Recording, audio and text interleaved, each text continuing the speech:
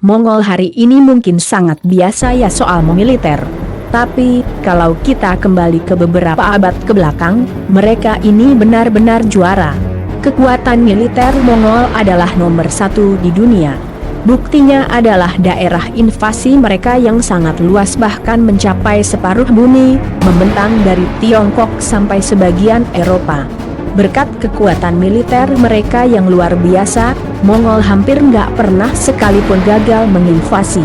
Tapi, di dunia ini nggak ada yang sempurna. Termasuk Mongol yang ternyata pernah melakukan kegagalan dalam melakukan perluasan wilayah. Uniknya, kegagalan Mongol ini justru melawan Jawa yang bisa dibilang semut bagi mereka.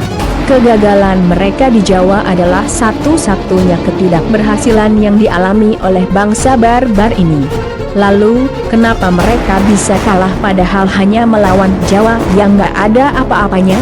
Alasannya sendiri tak lain karena kemampuan para tentara Jawa yang hebat, serta intrik cerdas seorang Raden Wijaya. Lalu, seperti apa kisah memalukan para tentara Mongol yang hebat ini? Simak ulasannya berikut. Kesombongan Mongol dibalas murka oleh Singasari. Perseteruan Mongol dan Jawa nggak terjadi begitu saja melainkan ada trigger alias pemicunya. Hal ini sebenarnya diawali dari sikap sok gagahnya Mongol yang mengirim utusan ke Jawa, tepatnya kerajaan Singasari kala itu. Si utusan Mongol ini menyampaikan pesan Kubilai Khan tentang Jawa yang harus tunduk kepadanya dan juga memberi upeti sebagai tanda menyerahkan diri. Raja Singasari ketika itu yang bernama Kertanegara ngamuk sejadi-jadinya. Ia menganggap apa yang dikatakan si utusan ini kurang ajar sekali dan sangat merendahkan dirinya. Kertanegara tanpa ampun kemudian mengiris telinga si utusan ini lalu mengatakan kalau ia menantang Mongol. Si utusan ini kemudian ditendang keluar dan disuruh pergi untuk menyampaikan pesan balik dari Kertanegara kepada Kubilai Khan. Kemarahan Kubilai Khan yang meluap-luap selang beberapa waktu datanglah si utusan tadi dengan kondisi miris seperti itu ke hadapan Kubilai. Setelah mendengar kronologinya, marahlah si penguasa Mongol ini sampai ke ubun-ubunnya. Gak pakai lama, kemudian Kubilai menyuruh 3 jenderal terbaiknya untuk datang ke Jawa dengan tujuan menguasai serta menggantung Kertanegara. Singkat cerita, 3 jenderal dan 30.000 prajurit yang diangkut 1.000 kapal ini tiba di Jawa.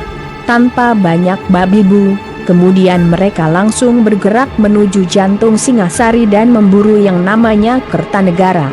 Keberhasilan Mongol menumpas Singasari. Ketika sampai di Singasari prajurit Mongol tidak mendapati Kertanegara. Yang ada justru Jayakatwang, raja pengganti Kertanegara. Tapi, bagi mereka pun sama saja. Akhirnya terjadilah pertempuran hebat antara Mongol dan Singasari. Peperangan ini berhasil dimenangkan pihak Mongol. Sebenarnya Mongol bisa menang lantaran mereka mendapatkan bantuan dari Raden Wijaya. Raden Wijaya memberikan bantuan berupa petunjuk arah serta strategi-strategi khusus, sehingga Mongol berhasil mengalahkan Jayakatwang. Perlu diketahui, alasan kenapa Raden Wijaya membantu Mongol tak lain karena Jayakatwang telah membunuh Kertanegara yang notabene adalah junjungannya.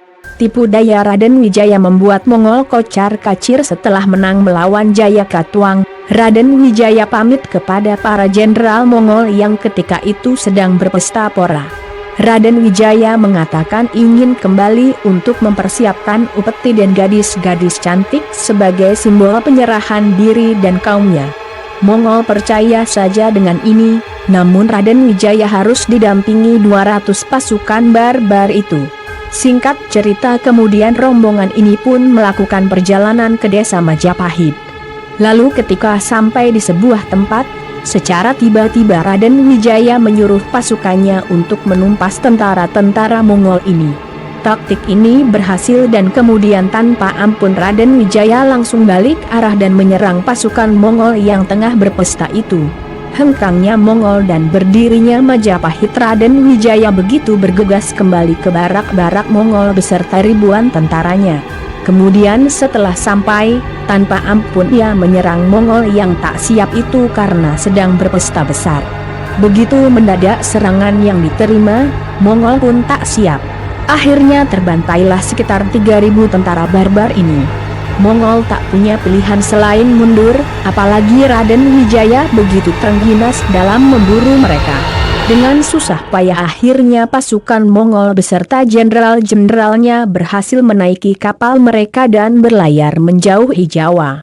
Dengan perasaan malu dan marah pasukan Mongol ini meratapi kekalahan terbesar mereka sepanjang sejarah. Dari sini kemudian Raden Wijaya perlahan membangun desa Majapahitnya menjadi sebuah kerajaan besar. Sedangkan para jenderal-jenderal Mongol tadi dihukum berat oleh Kubilai Khan. Sejak kekalahan ini hampir tak sekalipun Mongol mencoba untuk membalas. Entah, mungkin kekalahan ini membuat mereka takut. Siapa yang menyangka jika Jawa yang mungkin seuplik bagi Mongol, ternyata bisa bikin bangsa besar itu lari terkencing-kencing. Ini jadi bukti kalau bangsa kita itu luar biasa. Tak hanya itu, prestasi membanggakan ini juga jadi bukti kehebatan seorang Raden Wijaya yang berhasil melakukan intrik-intrik sehingga bisa mengelabui Mongol yang hebat itu. Sejak kekalahannya di Jawa, Kubilai Khan hampir tak sekalipun berani mencoba menyentuh Jawa lagi.